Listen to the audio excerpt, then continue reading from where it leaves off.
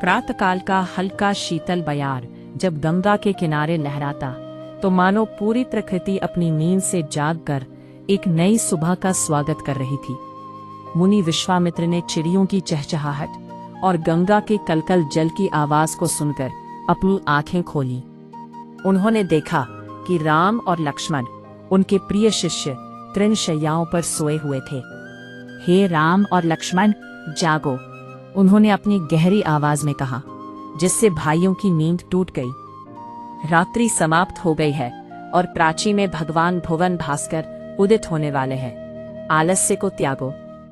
राम एक युवा और साहसी योद्धा अपनी आंखें मलते हुए उठते हैं। उन्होंने अपने भाई लक्ष्मण को देखा, जो कभी कभी उनकी तुलना में अधिक चंचल होते थे।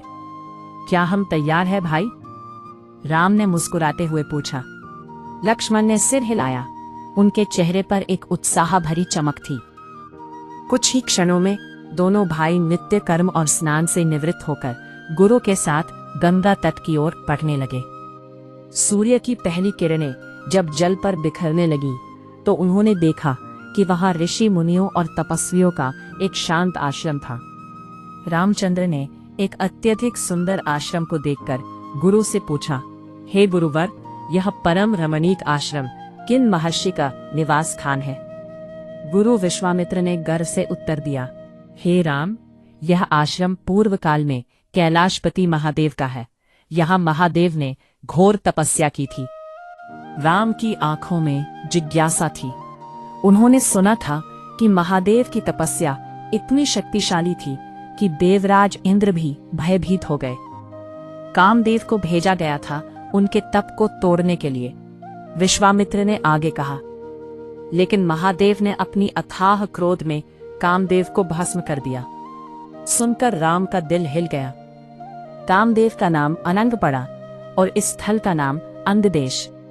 यह कहानी उस प्रेम और बलिदान का प्रतीक थी जो केवल भगवान ही सहन कर सकते थे।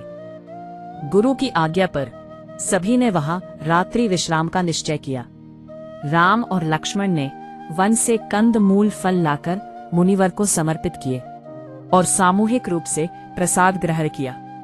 फिर स्नान और संध्या उपासना के बाद उन्होंने गुरु से अनेक कथाएं और धार्मिक प्रवचन सुने। रात का अंधेरा जब चारों ओर छा गया तो दोनों भाई तृणशैयाओं पर विश्राम करने लगे। राम ने मन में सोचा कि कैसे उन्होंने अपने गुरु से सीखी हुई कहानियों और शिक्षाओं को अपने जीवन में उतारना है। यह आश्रम केवल एक स्थान नहीं था, बल्कि प्रेम, तपस्या और बलिदान का प्रतीक था।